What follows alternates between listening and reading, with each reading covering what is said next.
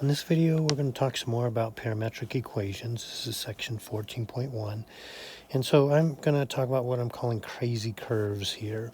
So while it's true that we can do things that we've already done in rectangular and introduce this parameter t to be able to talk about things like time, so we can look at straight lines and parabolas and circles and ellipses and things like that we've done in rectangulars, but then add in this component that we could say where is a particle at a moment in time. There's also more power in parametric equations in that we can draw some curves that there's no way we could do in rectangular. And so that's the point of these next three problems, is just to see what kind of crazy things we can come up with using parametrics. So if you can grab your calculator, and we'll do this together. We're going to put in for x, t cosine t, and for y, t sine t. Remember, we're in parametric mode. And we should be in radians as well. So when you hit that mode, make sure that those are both highlighted. And then we are going to choose for when you go to window, the t is going to go from 0 to 4 pi. Your t step should be somewhere in the neighborhood of 0.1. A lot of people put in pi divided by 12, which is like 0.13, blah, blah, blah. That's fine. It doesn't really much matter as long as we're in the neighborhood of 0.1. For the x-min and x-max, we're going negative 10 to 15. I'm choosing a scale of 5 so we don't get too many tick marks on there. It just gets too busy.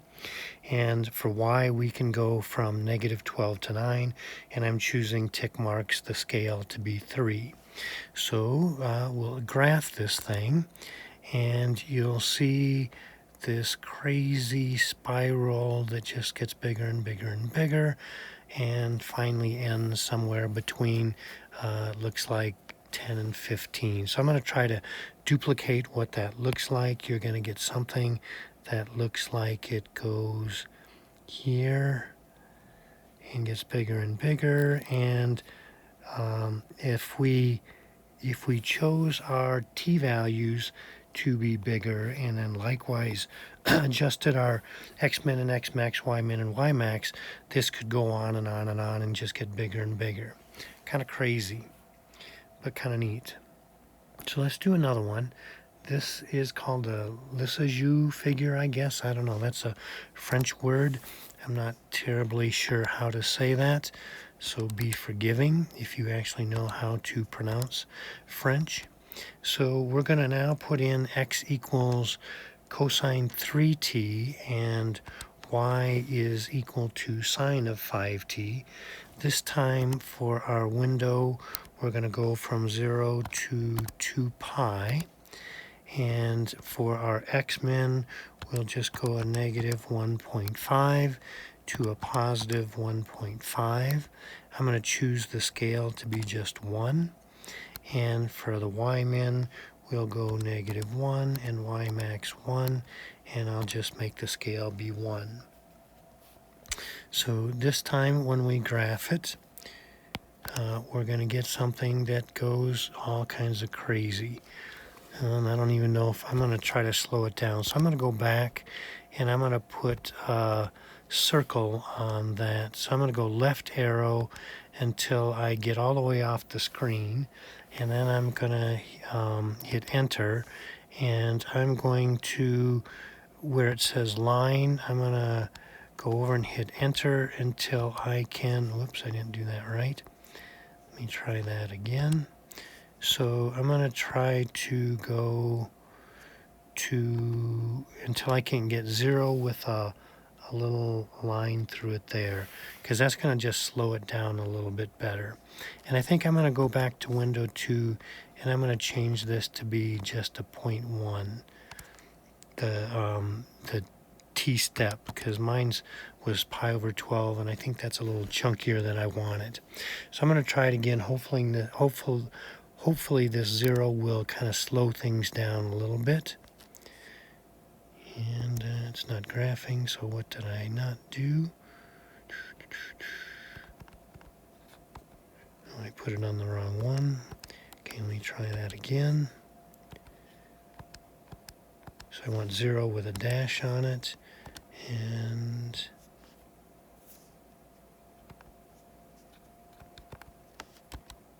okay, and still goes really, really fast. So I don't even know if I can duplicate this. It's going to do something like, I think it went all the way up to here, then came down over this way, then came all the way up here, and then went down through there, and then came all the way up to the top here, and then all the way back down there, and then came back through here, and I think I lied. That's not right. So let me see if I can erase that. So I don't think it went there. I think it went all the way up, back through here, and then swept down through the bottom there, then all the way up over here, back down through there, and did something like that. Holy smokes. So it was wild and crazy, but pretty fun. Let's try another one. What you can do also is if you hit enter while it's graphing, that will pause it. So if you had to try to write that down, you could let it graph a little bit and then hit the enter to pause it, and then draw what's there, and then hit enter again to restart it, and then hit enter again to pause it when you need to. Okay, so now this next one is going to be this kind of a wandering circle here, maybe like the path of a butterfly or something like that. So I'm going to change the window here to go 0 to 2 pi, and I'm going to make the x-min a negative 37.5 and the y-min a positive 37.5. I'm going to make the tick marks be 5. For y-min, we'll go negative 25 to positive 25, and the tick marks 5. So this is going to follow roughly the path of a circle. So you can kind of see here that because of this part is going to roughly be a circle of radius 20, but then we're going to add in at various times, or add or subtract things as much as 4. So let's see what this is going to look like. I'm going to go back to y equals, and I'm going to put a little circle with a tail on it.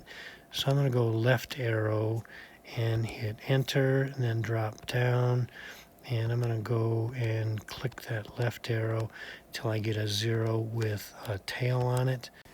And I'm going to also change the on the window, I'm going to change the t-step to 0.05, because when you do that, it smooths it out a little bit. I tried it the first time with 0.1, and it's a little bit abrupt.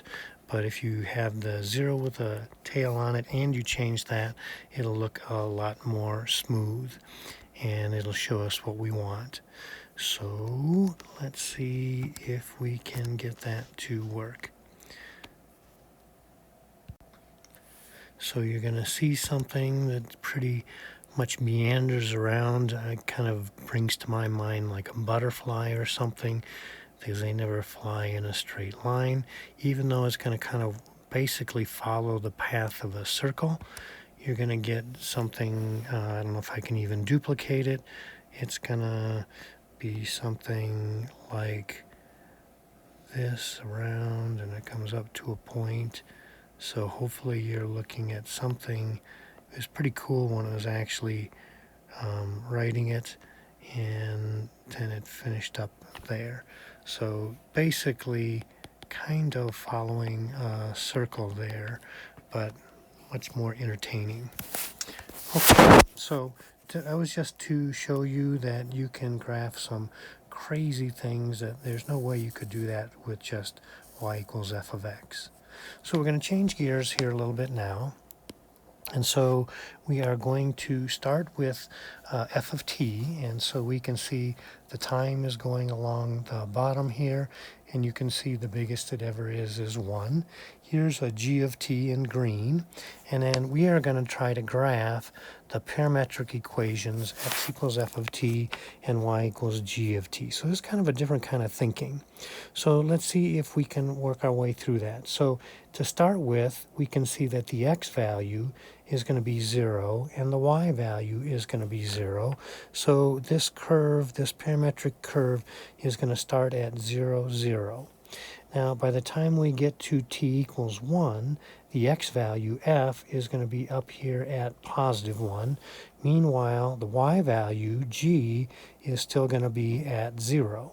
So we're going to make our way to the point x equals 1, y equals 0. So we're going to travel along this path this way, and I'm going to put little arrows to show that we're working our way towards that.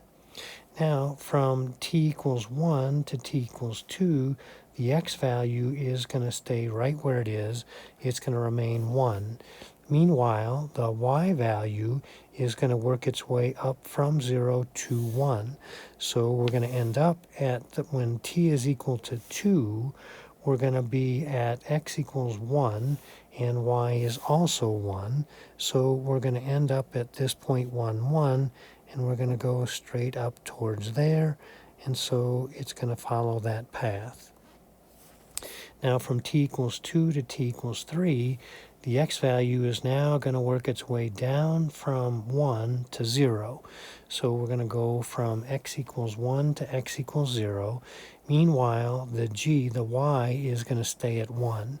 So we're going to end up at 3, where the x is 0 and the y is still 1. So we're going to be at 0, 1. And it's put that, I'm going to change that in a moment. We're going to come over here. So let me see if I can doctor that up a little bit. I'm going to call that the 1 that I meant it to be. So here's our axis, and we'll call this right there is the 1. Okay, then we're going to go from t equals 3 to t equals 4. The x is going to stay right there at 0. Meanwhile, the y value is going to work its way down to 0. So we're going to end up at t equals 4 at x equals 0, y equals 0. That's back to the origin. So we're going to work our way down there. And so the red is going to show the path of our particle. Kind of crazy. Takes a little getting used to. Let's try another one. So here now the x value, we're going to start at -1, and the y value, we're going to start at +1. So we're going to be at -1, +1. That's going to be right there to start with. The x value is going to go all the way to +1, and the y value is going to stay at 1. So we're going to move to the point x equals 1 and y equals 1. So x equals 1, y equals 1 is going to be right there. So we're going to move across, and we're going to go in that direction. Then the x value is going to go down to -1, and the y value is also going to go to -1. So we're going to end up at -1, -1. That's going to be down over here. So we're going to work our way towards that, and so that is going to be the path of our particle. Then to t equals 3, the x value is going to move back to +1, and the y value is going to stay at -1. So we're going to end up at x equals 1, y equals -1. 1, -1 is going to be this point right here. So we're going to move across horizontally to end up there. Then finally, we're going to move to x equals -1 again, and meanwhile y is going to move to +1. So we're going to end up back at -1, +1. That's right where we started. So we're going to go up the diagonal this way, and that is going to be the shape that our path traces out. Those are kind of fun, I think. Okay, different kind of problem now. We're going to eliminate the parameter. So to eliminate the parameter, if we have sines and cosines, which we do, we're going to try to tap into our favorite trig identity. So instead of solving completely for t, we're going to solve for cosine of t and solve for sine of t. So we'll first subtract the 1 to the other side, and then we'll divide by the 2 and get that cosine t is x minus 1 over 2. So I'm going to replace the cosine there by x minus 1 over 2, and I'm just going to write it first. So that's going to be x minus 1 over 2 squared. On the other one, we're going to add the 3 to the other side, and then divide by 4 to get sine of t is y plus 3 over 4. And I'm going to replace that sign by y plus 3 over 4. So it's going to look like that. Now I'm going to break this apart, square the numerator, square the denominator. Hopefully this is going to look like something that you recognize from what we've done earlier, that this is actually going to be an ellipse that is centered at 1, negative 3, and has radius in the x direction 2 and radius in the y direction of 4. Okay, so now we'll go the other direction. We'll write a parameterization for the rectangular equation, x minus 2 squared over 16 plus y plus 4 squared over 25 equals 1. So we want to, this now we're going to solve, we're going to think of again like our favorite trig identity. So cosine squared t plus sine squared t is equal to 1. So we will take the x minus 2 squared over 16 and set that equal to cosine squared t. And then we're going to get x by itself, so x is equal to some function of t, and that'll be our parametric equation for x. So we can square root both sides, so that'll give us x minus 2 over 4 equals the cosine of t. We can multiply the 4 to the other side and then add the 2, and there's our first parametric equation for x, for that ellipse. We'll do the same strategy for the y, so y plus 4 squared over 25, we're going to set equal to sine squared t. We'll square root both sides and get y plus 4 over 5 is sine of t, and y plus 4 equals 5 sine t, and y equals negative 4 plus 5 sine of t. So those are the parametric equations for this ellipse, which hopefully we recognize is centered at 2, negative 4, has radius in the x direction of 4, and radius in the y direction of 5. Now, a little different strategy here. So we are going to try to come up with a semicircle that starts at 2, 0 and is going to go to negative 2, 0. So we want it to go in that path. So if you may remember, a circle is going to look like x equals sine t or cosine t, and y is equal the same.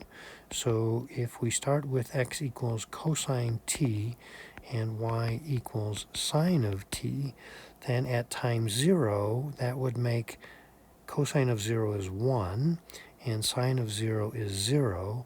To make this be a 2, we're going to put the 2 in right there.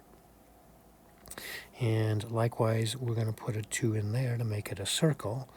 Now you can see that as t goes from 0, so if we have t going from 0, which is going to start us at 2, 0, and by the time t gets to pi, cosine of pi is negative 1 times 2 would get us to negative 2, and sine of pi would be 0, and we'll trace that out. Now you could also have done this as saying we're going to start with x squared plus y squared equals 4. That's an equation of an entire circle. of centered at the origin with radius 2. And then we could have tried doing our cosine squared t plus sine squared t is equal to 1.